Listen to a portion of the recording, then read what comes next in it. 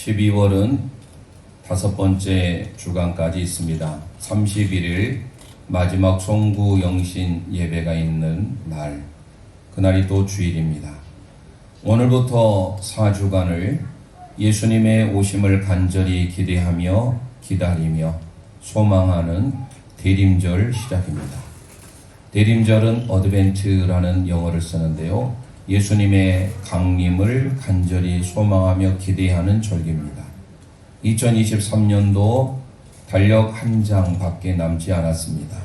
12월 1일 월삭 새벽 기도회를 하나님 은혜 가운데 또 보냈고, 오늘은 첫 번째 주일을 통하여서 무엇보다도 예수님의 오심을 간절히 기다리는, 예비하는, 준비하는 삶을 살길 원함으로 오늘 말씀 누가복음 3장 1절에서 6절의 말씀을 준비해 봤습니다.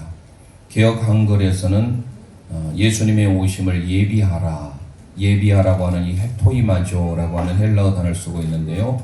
이거를 우리 개역 개정에서는 준비하라, 주의 길을 준비하라 라고 했습니다. 준비하다, 예비하다, 의미는 비슷합니다만은 저에게 있어서는 주님이 우리의 삶을 예비해 주신다, 이게 좀 더 은혜스럽게 와 닿아서 주의 길을 예비하라 라는 말씀의 제목을 정해봤습니다. 오늘 무엇보다도 예수님의 오심을 간절히 기다리는 우리 믿음의 삶, 왜냐하면 하나님께서 우리를 예비하시고 준비하시는 하나님이시기 때문에 그렇습니다. 구약에 보면 요나 선지자가 등장하지요. 그 요나는 비둘기라는 뜻을 가지고 있습니다. 하나님의 말씀에 순종하지 않아요 니느웨, 당시 아수르의 수도인 니느웨로 가지 아니하고 다시스로 가게 되었을 때, 특별히 요나서를 쭉 보면 여러분들이 느낄 수 있는 공통점이 등장하는데 예비하시사 이런 말이 많이 등장합니다. 하나님은 요나를 위하여서 큰 물고기를 예비하시고 박넝쿨을 예비하시고 동풍을 예비하시고 이런 구절들이 많이 나옵니다. 요나를 보면 저는 하나님의 예비하심, 하나님이 준비하심을 볼 수가 있습니다. 그래서 우리를 위해서 준비하신 하나님, 예비하시는 하나님은 오늘 우리가 이 땅에 살면서 주님의 오심을 우리도, 주님이 우리를 예비하고 계시는데 우리도 그렇게 예비하며 준비하는 삶을 살아야 될 줄 믿습니다. 해마다 연말이 되면 캐롤이 울려 퍼지지요. 그러나 지금의 삶은 캐롤이 많이 들어보기 어렵습니다. 뿐만 아니라 핸델의 메시아가 많이 연주되고 합니다.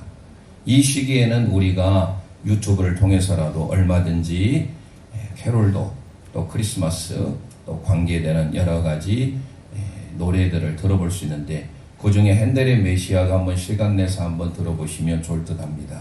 오늘 누가복음 3장 1절에서 6절의 말씀의 고백이 등장하기 때문에 그렇습니다. 우리가 1절, 2절을 다시 읽어볼 건데요. 정말로 상황이 혼탁하고 급변한 시대입니다. 사람이 많이 나와가지고 우리 성경을 낭독한 이성우 집사님도 막 헷갈릴 정도로, 이거는 사람의 인물이 많이 나오면 그만큼 성경을 많이 읽어볼 수밖에 없어요. 내 입에 익혀올 수 있게 돼야 되겠죠. 자, 그러면 그 당시의 배경이 어땠는지를 다시금 1절, 2절을 우리 함께 의미를 생각하면서 읽도록 하겠습니다. 시작. 드디어 황제가 통치한 지 15해 고 본디오 빌라도가 유대의 총독으로 헤롯이 갈릴리의 분봉왕으로 그 동생 빌립이 이두레아와 두그로니와 지방의 분봉왕으로 루사니아가 아빌레나의 분봉왕으로 아나스가 가야바가 대제사장으로 있을 때에 하나님의 말씀이 빈들에서 사가랴의 아들 요한에게 임한지라. 아멘, 아멘. 1절의 말씀 보니까 티베리오 황제가 다스리던 때네요. 티베리우스라고 아마 들어보셨을 겁니다.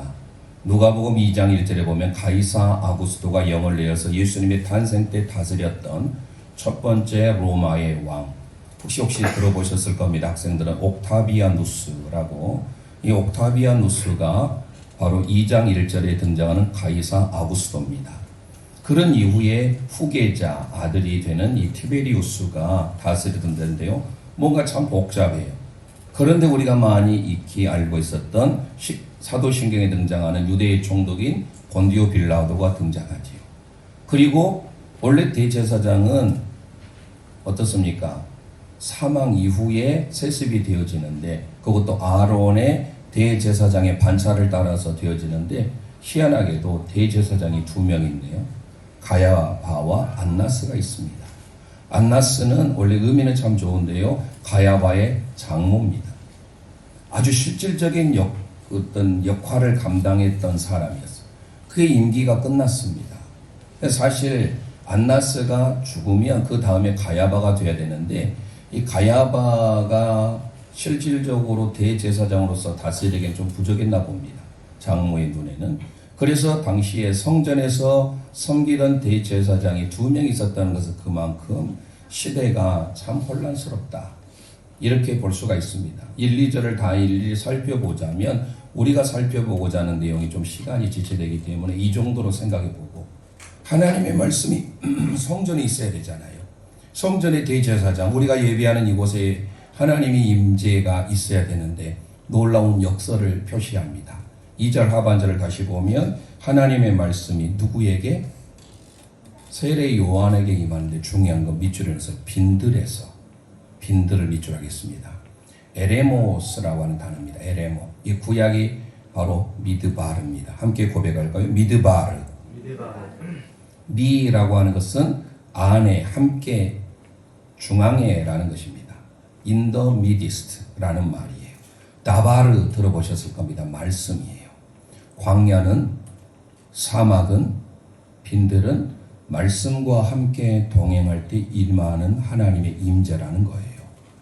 성전에 임하지 아니하고 하나님의 말씀이 세례 요한에게 임하는데 놀라운 것은 빈들에서 하나님의 임재, 하나님의 역사가 함께 하다라는 거예요. 오늘 광야는요, 우리의 인생을 2023년을 되돌아보면 모두가 다 어렵고 힘겨운 11달을 살아봤을 겁니다. 광야 같은 인생이라고 합니다. 그런 인생 앞에 우리의 삶에 하나님의 말씀이 임하고 하나님의 임재가 임하는 곳이 바로 어디냐? 광야에 임하더라는 거예요. 빈들에 있던 세례 요한에게 하나님의 말씀이 임한 것처럼 오늘 저와 여러분의 삶의 현장에 어렵고 힘들지만 그곳에 하나님의 말씀 미드바르, 다바르, 하나님이 말씀하시고 하나님의 임재가 있는 그곳이 바로 광야, 빈들인 줄 믿습니다. 대제사장 가야바와 안나스가 있는들 의미가 없어요. 성전에 하나님의 은혜가 임한 것이 아니라 바로 빈들에 있는, 광야에 있는 세례 요한에게 임하였다는 것을 우리가 기억하면서 예수님의 오심을 준비하고 예비하는 우리의 삶에 우리는 어떤 마음의 자세를 가져야 될 것인가. 좀 전에 제가 요나를 통하여서 요나의 핵심이라고 한다면 예비하시는 하나님, 준비하시는 하나님이라고 말씀하셨습니다. 우리가 하나님의 말씀 가운데 거하면, 주님과 동행하면 하나님은 우리에게 좋은 것을 예비하시고 좋은 것을 준비하시는 요나에게 그랬던 것처럼 저와 여러분에게도 그렇게 역사하실 줄 믿습니다. 그러려면 어떻게 해야 돼요? 3가지로 살펴봅니다. 이 본문을 의지하여서 첫 번째 우리 함께 선포하는데요. 회개해야 합니다. 회개해야 합니다. 오늘 누가복음 3장 3절 말씀 우리 함께 선포합니다. 시작. 요한이 요단강 부근 각처에 와서 제3을 받게 하는 회개의 세례를 전파하니. 아멘 아멘. 요한이 빈들에 있었습니다. 빈들에 있었다는 것은 다른 거 바라볼 수 없어요. 여러분들 광야 사막 가보셨습니까? 지금은 광야 사막을 가더라도 이스라엘 성지를 가더라도 다 아스팔트를 깔아놨어요. 그런데 여러분 유튜브랄지 이런 데서 검색해보면 사막은요 바람 한 번 불면 길이 없어요. 그러니까 광야에서는요 정처 없이 떠돌 수밖에 없습니다. 방랑자가 될 수밖에 없어요. 먹을 것이 없으면 시간 문제죠. 죽을 수밖에 없습니다. 그럴 때 필요한 게 뭡니까? 나침판이에요. 우리의 삶의 나침판이 뭘까요? 하나님의 말씀이에요. 빈들에 하나님의 말씀이 임하였던 세례 요한에게도 저와 여러분에게 동일하게 이 땅이 빈들과 같은 삶이지만 광야 같은 삶이지만 우리의 나침판 대신 예수 그리스도를 바라보는 삶을 살아야 된다라는 거예요. 그래서 오늘 우리에게 3절에 요단강 부근 각처에 와서 죄 사함을 얻게 하는 회개의 세례를 전파합니다. 죄 사함은요 회개하는 자에게 주어지는 은혜입니다.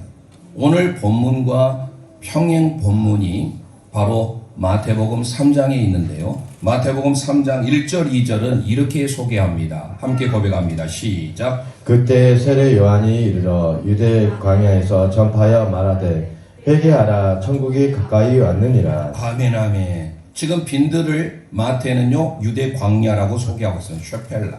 사막이에요. 광야입니다. 그 광야에선 오직 주님만 바라볼 수밖에 없는 곳이에요. 그곳에서 그는 회개를 선포합니다. 회개하라. 메타노에오라고 하는 이 단어는요 우리의 삶의 잘못됨을 내려놓고 하나님의 인도하심을 바라보고 살아가는 거예요. 즉 180도 우리의 인생을 바꿔야 된다는 거예요. 방향 전환이 돼야 돼. 이게 턴이라고 하죠. 우리가 잘못된 길로 갔을 때 턴을 하지 않습니까? 유턴을. 그게 바로 메타노에오라는 단어입니다. 왜 회개해야 되느냐? 회개하라. 그 이유는 가르라는 뜻입니다. 하나님의 나라 천국. 해 바실레이아 투데우. 하나님의 나라가 임하기 때문에 하나님의 나라를 소망했던 세례 요한에게는 우리에게 회개하라라고 명하고 있습니다. 연말 연시가 되면 우리는 후회를 많이 합니다. 후회와 회개는 영어 단어로 두 동일한 단어를 하나로 쓰고 있습니다. repent라는 단어입니다. repent라는 repent는요 후회하다, 회개하다 동일하게 쓰고 있어요. 그런데 엄밀히 보면요 후회하다, 회개하다 같습니까? 성경적으로 보면 달라요. 후회는요 과거에 대해서 내가 과거에 대해서 잘못된 삶을 살았구나 라고 그냥 한탄하는 거예요. 통탄하는 거예요. 미래에 대해서는 생각하지 않아요. 우리가 때때로 그러지 않습니까? 연말이 되면 껄껄껄 나이 드셔서 이제 얼마 내 생명을 남겨두지 않고 내가 이렇게 살 걸 다 후회합니다. 학생들 지금 학생은 배우라 날생이에요. 배우기 위해서 여러분들 났어요. 지금 학생회 때 연애하고 학생회 때 게임하고 이거 얼마든지 여러분 할 수가 있어요. 나중에 후회하지 마세요. 그때 공부할 걸. 우리 믿음의 성도들도 마찬가지예요. 다 모두가 껄껄껄 하면서 살아갑니다. 그게 바로 후회예요. 그래서 우리는 후회함이 없는 회개의 삶이 무엇인가? 회개라고 하는 것은요, 성경적으로 보면 이렇게 기록합니다. 자신의 과거의 잘못된 결정, 행동으로 인해 괴로워하는 것으로 멈추지 않아요. 괴로워하는 것은요, 후회입니다. 그런데 미래의 결단이 수반되는 것까지 가는 것, 이게 회개라는 거예요. 내가 미래 앞으로 어떻게 살겠다. 내가 과거에 비록 이렇게 결정을 해서 후회하지만 내 방향을 선회해서 턴해서 미래에 이렇게 살겠다라는 결정, 이게 바로 회개라고 하는 것입니다. 그래서 회개는 생명을 낳습니다. 후회는요, 탄식만 낳죠. 대표적인 신앙의 인물을 두 사람을 들라 하면 후회했던 사람이 누구죠? 가룟 유다입니다. 회개한 사람은요, 베드로입니다. 인생이 달라졌어요. 후회의 삶을 살았던 사람, 그는 예수님을 은 30에 팔고 후회했습니다. 그러면서 그는 창자가 터져 죽었습니다. 그는 구원받지 못한 사람의 대열로 들어갈 수밖에 없습니다. 그러나 베드로는 여전히 예수님을 모른다 부인했습니다. 욕하고 저주했습니다. 그도 얼마든지 후회했잖아요. 그러나 그는 회개했습니다. 회개했기 때문에, 턴했기 때문에, 이게 바로 메타노예요. 회개했기 때문에 그는 예루살렘 교회의 지도자가 될 수 있었다라는 거예요. 2023년을 마감하는 이 시점에 있어서 예수님의 오심을 기다리는 저와 여러분들이 내가 예수님의 마음을 품고 예수님이 어떤 삶을 사셨는지 먼저 우리 자신이 잘못된 삶을 살았다라면 후회한 것으로 멈추지 말고 회개에까지 미래적인 결단에까지 나아가는 메타노에요. 그 삶을 사시기를 주님의 이름으로 축원드립니다. 왜냐하면 회개하는 자에게 하나님의 역사가 있는데요. 사도행전 3장 19절 우리 함께 선포합니다. 시작. 그러므로 너희가 회개하고 돌이켜 너희 죄 없이 함을 받으라. 이같이 하면 새롭게 되는 날이 주 앞으로부터 이를 것이요. 아멘 아멘. 회개하는 자에게 하나님의 은혜의 선포, 죄 사함, 죄 용서의 선포가 있을 뿐만 아니라 하나님의 은혜를 경험할 수 있게 된다라는. 이게 베드로의 설교예요. 좀 전에 우리가 함께 읽었던 사도행전 3장. 베드로는 그래서 진정으로 회개한 자였기 때문에 교회의 지도자가 될 수 있었던 거예요. 그가 설교하면 3,000명이 주께로 돌아오고 5,000명이 주께로 돌아오는 역사는 예수님의 오심을 기다리는 이 시점에 있어서 우리 모두가 세례 요한이 선포했던 회개하라 메타노예요. 그 회개할 때 하나님의 나라가 우리 모두에게 임한 줄 믿습니다. 회개하는 자에게 주어지는 은혜. 그래서 이 본문을 이사야 40장의 말씀을 가지고 인용을 한 거예요. 누가복음 3장 4절 말씀 우리 함께 선포합니다. 시작. 선지자가 이사야의 책을 쓴 바야. 광야에서 외치는 자의 소리가 있어 이르되 너희는 주의 길을 준비하라. 그가 오실 길을 곧게 하라. 아멘 아멘. 선지자 이사야의 책은 이사야 40장 3절에서 6절의 말씀이 인용입니다. 그러면서 광야 외치는 자의 소리가 누굽니까? 바로 세례 요한이죠. 우리에게 주의 길을 예비하래요. 주께서 내 길 예비하시네. 주께서 내 길 예비하시네. 이제 하루하루를 주를 위해 살리라. 주께서 내 길 예비하시네. 손을 놓고 찬송합니다. 나 이제 주를 따라 나 이제 주를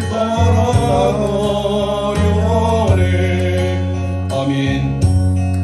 나 이제 주를 따라가려네. 세상 죄길 버리고 세상 죄길 버리고 생명길을 찾았네.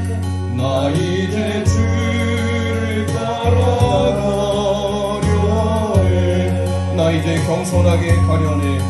나 이제 겸손하게 살리라. 아멘. 나 이제 겸손하게 살리라. 나의 하루하루를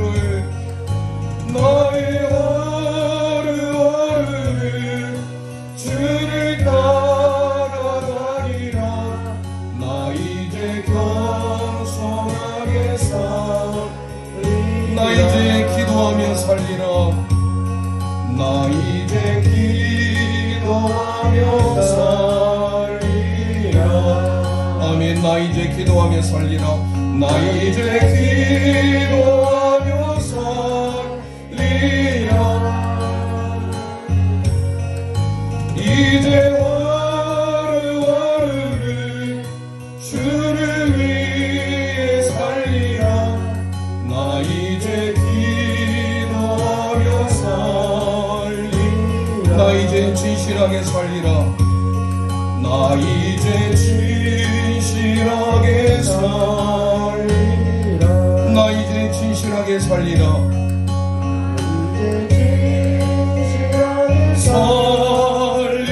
살리라면 나의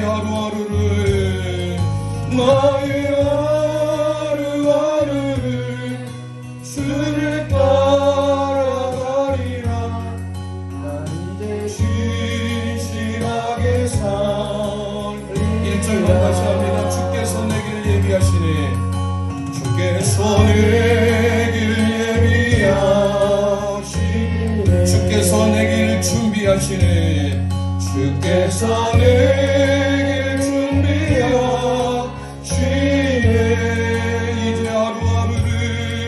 이제 하루하루를 주를 위해 살리라. 주께서 내 길 예비하시네. 아멘.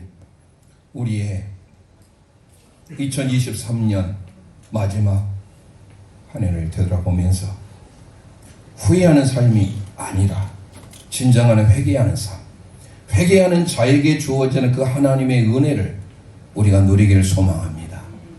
껄껄껄 하다가 우리의 인생은 하나님 품으로 가는 것 같아요. 인생의 삶에 되돌아보면 항상 우리가 건강한 것 같으나 그러질 않아요. 예기치 않는 어려움이 우리 가정에 급습할 때가 많습니다. 내일은 난 몰라요.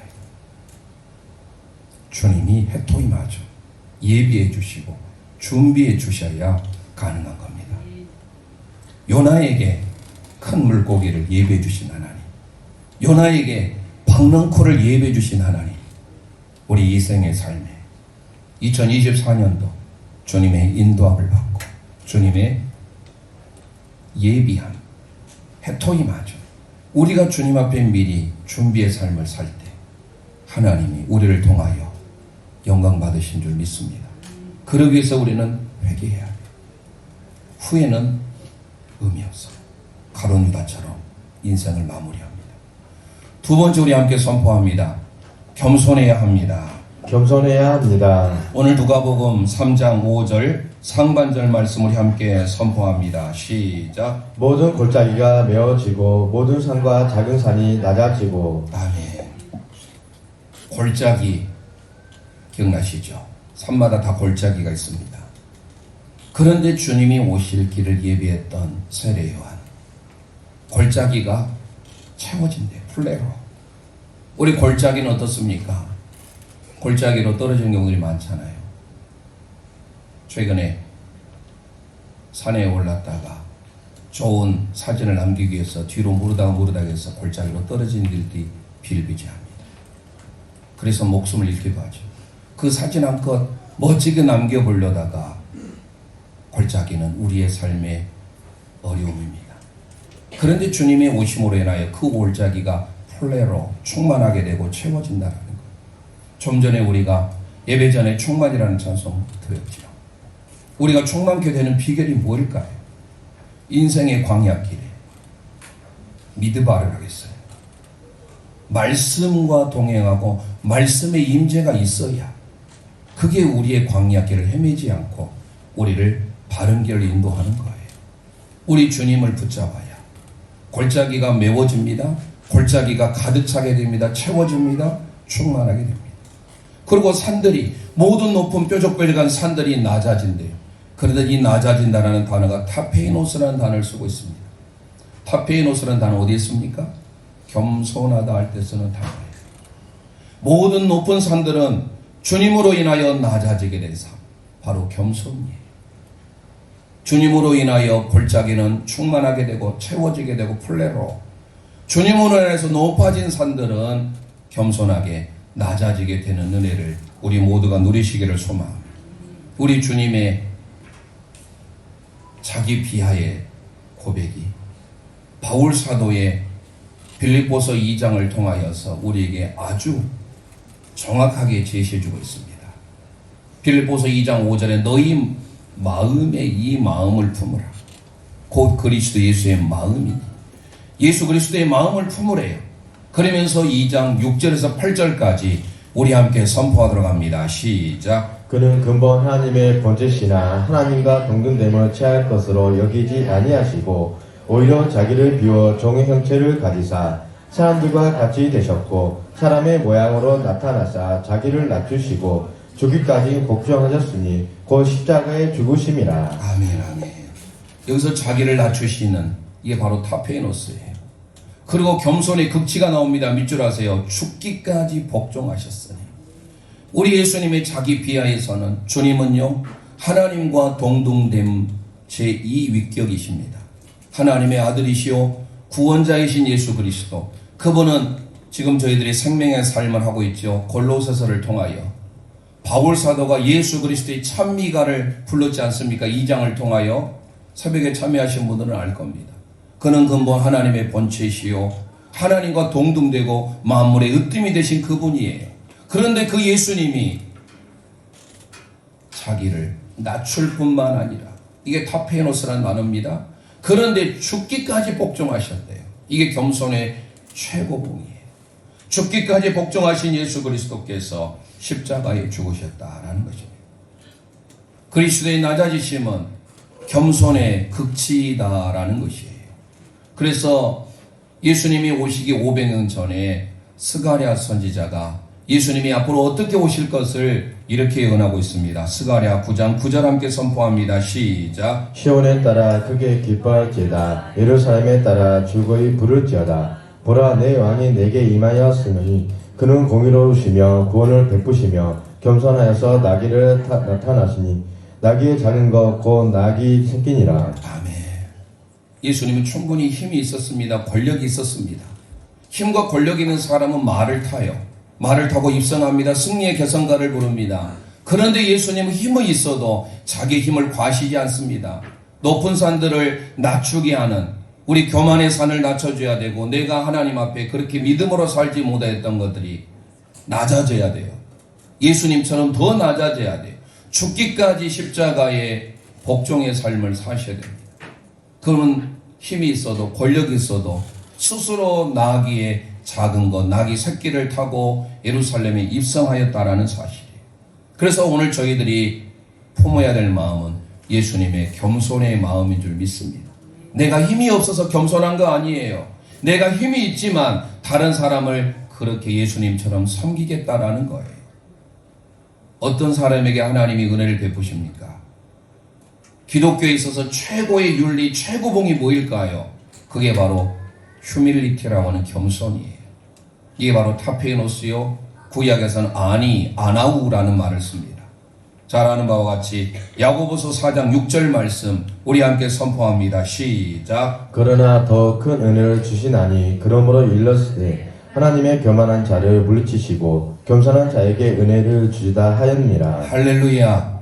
어떤 자에게 하나님의 큰 은혜가 임합니까? 겸손한 자에게 하나님의 은혜가 임한 줄 믿습니다. 물은 위에서 아래로 낮은 곳을 흘러가요. 하나님의 은혜가 겸손한 자에게 임하는 거예요. 교만한 산들은 낮아지게 되고 그건 바로 예수님의 오심으로 이루어지는 거예요. 우리가 이 땅에 살면서 예수님의 그 겸손한 자에게 하나님의 은혜가 임한다는 것을 기억하고 겸손의 삶을 사셔야 된다는 겁니다. 바울사도가 에베소서 4장 2절 3절에 이렇게 고백합니다. 시작. 모든 겸손과 온유로 하고 오래 참음으로 사랑 가운데서 서로 용납하고 평안에 매는 줄로 성령인 하나 되게 하신 것을 힘써 지키라. 아멘 아멘. 여기에서 가장 강조하고 있는 그 시간이 없어 다 말씀 못 드리지만 헬라어 원문을 보면 겸손을 가장 강조하고 있어요. 에베소서 4장 2절 3절에 모든 겸손이라고 하고 있습니다. 그래서 이 겸손 앞에 모든이 붙어 있어요. 겸손이 기독교의 핵심 진리를 이루는 거예요. 어거스틴에게 제자들이 찾아와서 기독교의 최고의 진리가 뭡니까? 겸손이다. 둘째는 뭡니까? 겸손이다. 셋째는 뭡니까? 겸손이다. 겸손의 삶을 우리는 몸에 배어 있어야 돼요. 교만한 자를 하나님은 대적하시지만 이게 잠언 4장 말씀을 인용한 거예요. 잠언의 말씀을 인용해서 교만한 자를 하나님이 물러주시고 대적하지만 겸손한 자에게는 하나님의 은혜를 베풀어 줍니다. 우리가 은혜 받는 길이 뭡니까? 겸손인 줄 믿습니다. 예수님의 오심을 소망하며 기다리는 이 대림절 기간에 우리 모두가 회개할 뿐만 아니라 예수님의 겸손을 철저히 배우시기를 주님의 이름으로 축원드립니다. 겸손한 자에게 하나님의 은혜가 임한다는 이 불변의 진리를 마음에 새기며 사셔야 됩니다.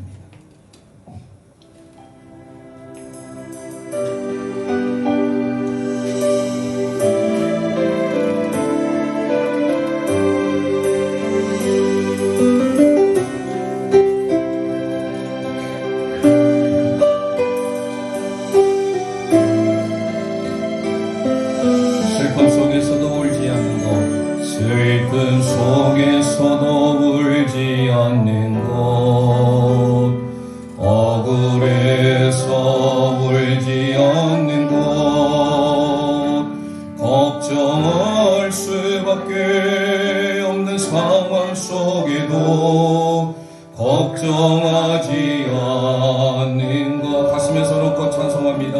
사랑할 수 없는 사람조차도 사랑하며 품어주는 것, 사랑하며 품어주는, 용서할 수 없는 사람일지라도 용서할 수 없는 사람일지라도 용서하여 주는 것, 어떠한 자기 주장도 버리고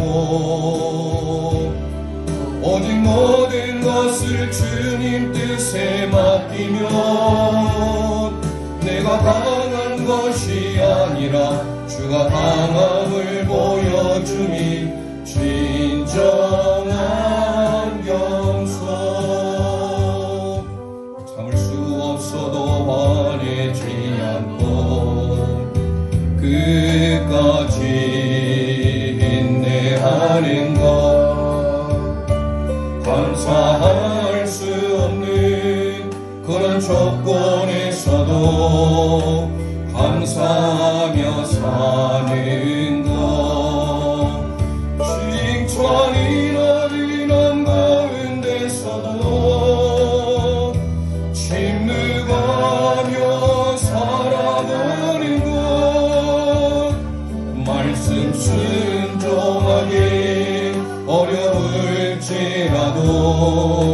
믿음으로 순종하는 어떠한 자기 주장도 버리고 어떠한 자기 주장도 버리고 오직 모든 것을 주님 뜻에 오직 모든 것을 주님 뜻에 맡기며 내가 강한 것이 아니라 내가 강한 것이 아니라 주가 강함을 보여주니 진정한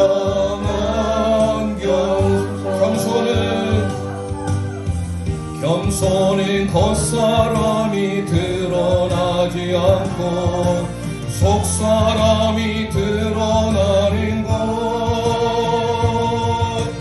하나님과 가장 가까운 사람이 바로 겸손한 사람.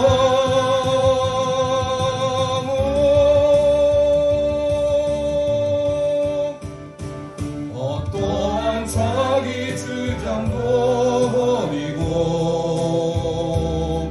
오직 모든 것을 주님 뜻에 맡기며 내가 강한 것이 아니라 주가 강함을 보여주니 진정한 겸손. 어떠한 자기 주장도 버리고 오직 모든 것을 주님 뜻에 맡기며 내가 강한 것이 아니라 주가 강함을 보여주니 진정한 겸손. 내가 강한 것이 아니라 주가 강함을 보여주니 진정한 겸손.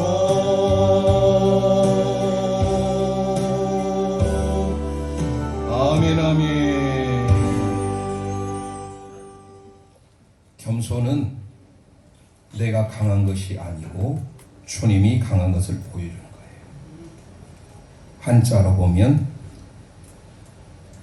외유 내 강이죠.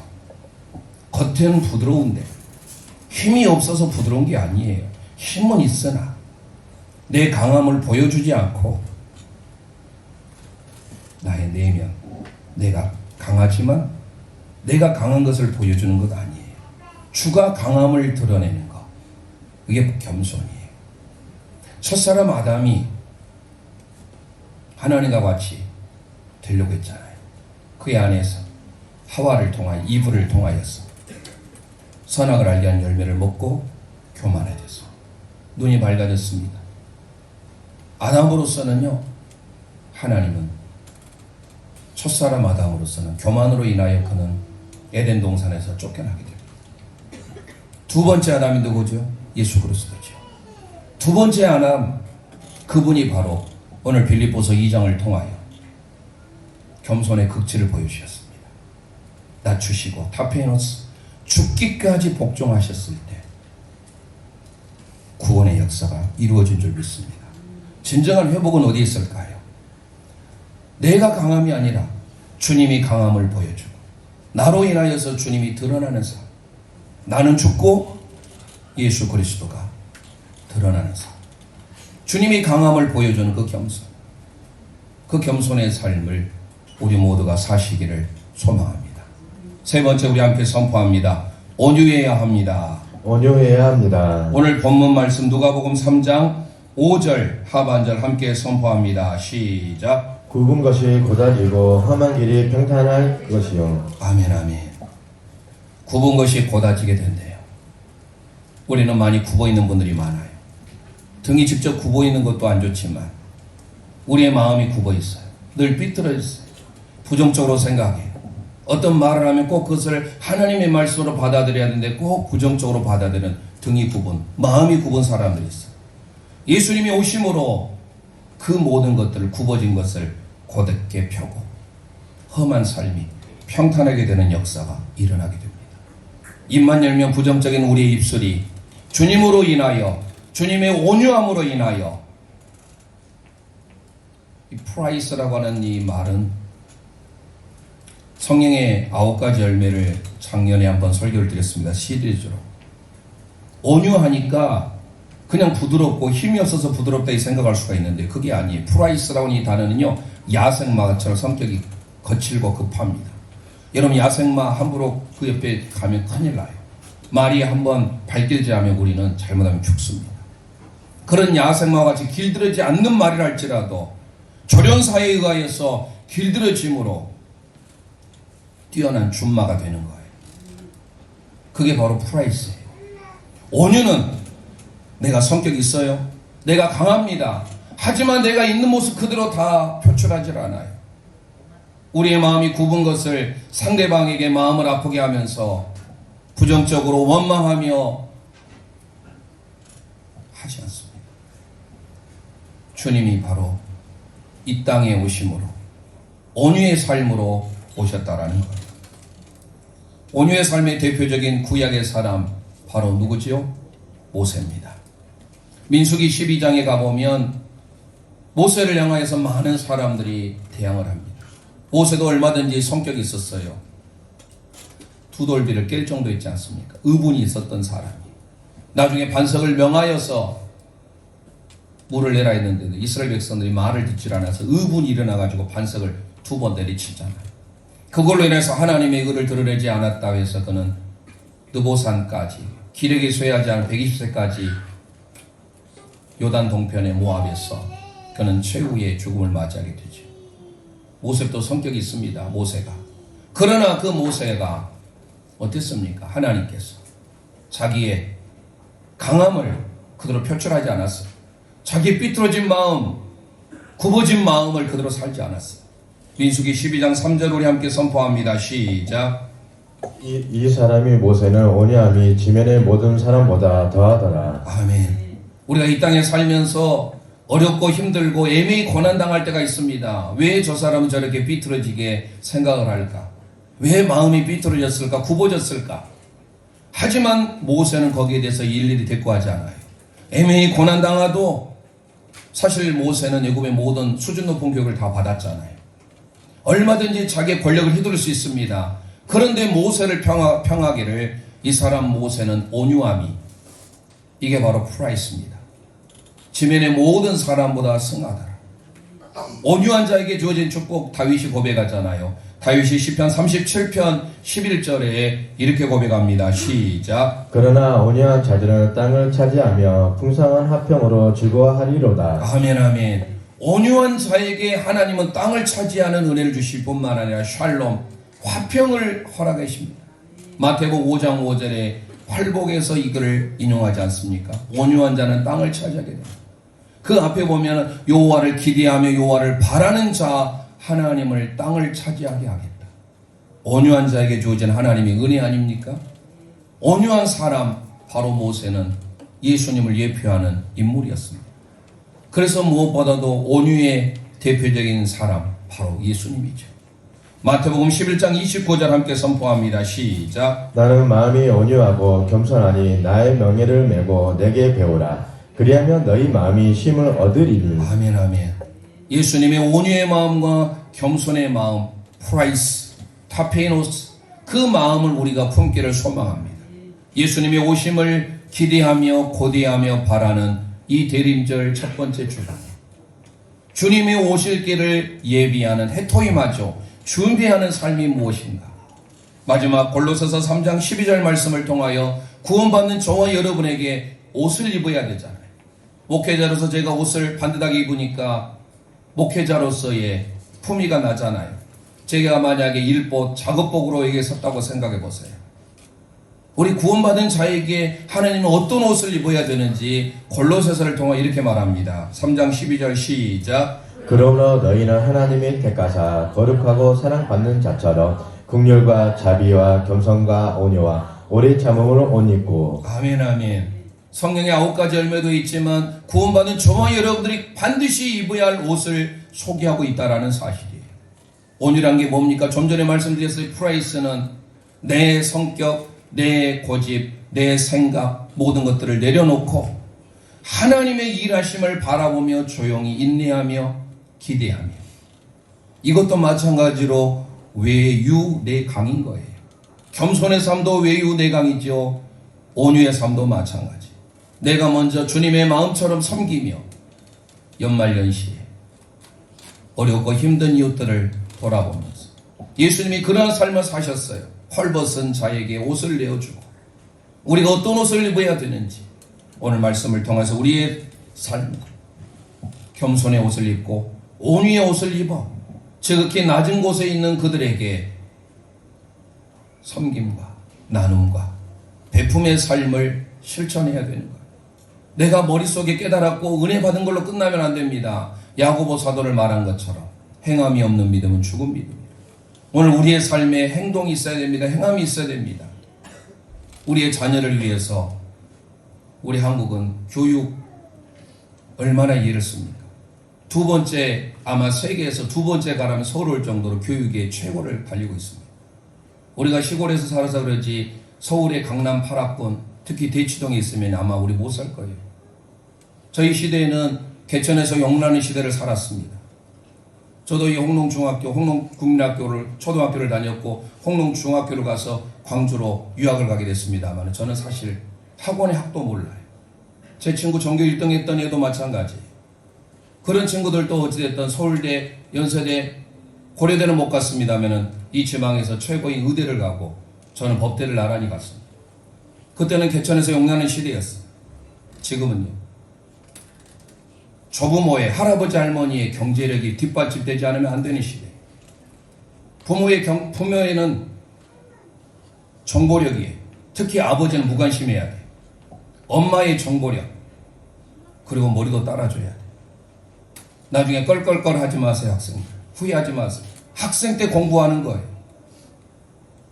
우리에게 시간이 주어졌을 때 공부 잘하는 사람은요 수업 시간에 집중만 잘해도 돼요. 인터뷰 한번 보면요 교과서에 충실했다, 당연한 말을 해요. 근데 그게 맞는 말이에요.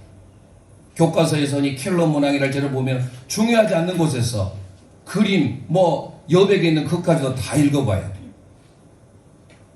공부 잘하는 학생들은요 수업 시간에 그 과목이에요. 그래서 공부 못하는 학생은 꼭 그 시간에 다른 과목 펴놓고 해요. 그 학생들 공부 잘하는 거 봐보세요. 오늘 저와 여러분이 이 땅에 살면서 하나님의 말씀으로 하나님의 인도함을 받고 우리가 어떻게 살아야 할 것인지, 예수님의 오심을 기다리는 대림절 첫 번째 주간, 주님의 오실 길을 예비하고 준비하는 삶, 해토임하죠.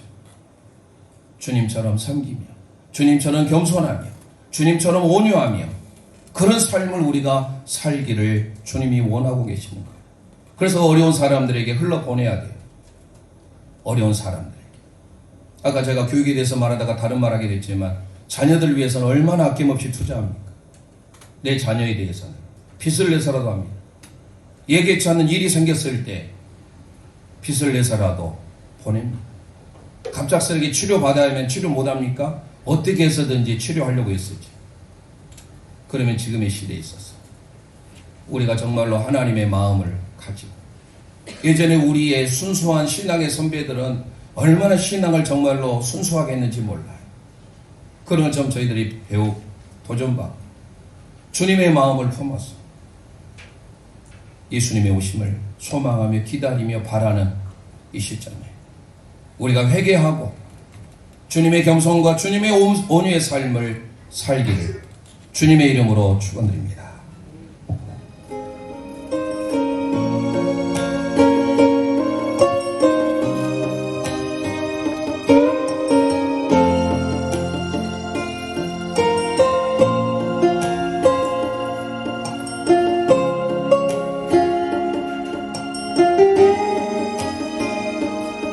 가슴에 손을 얹고 찬송합니다.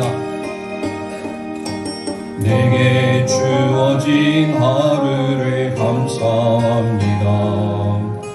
내게 또 하루를 허락하심을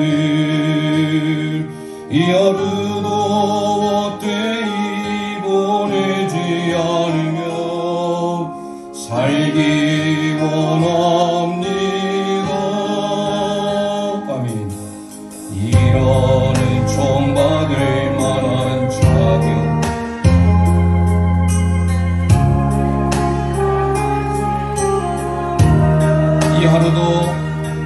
이 하루도 내게 주어졌으니나요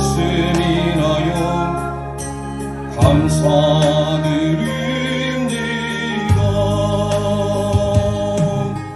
이 하루도 정직하게 하소서.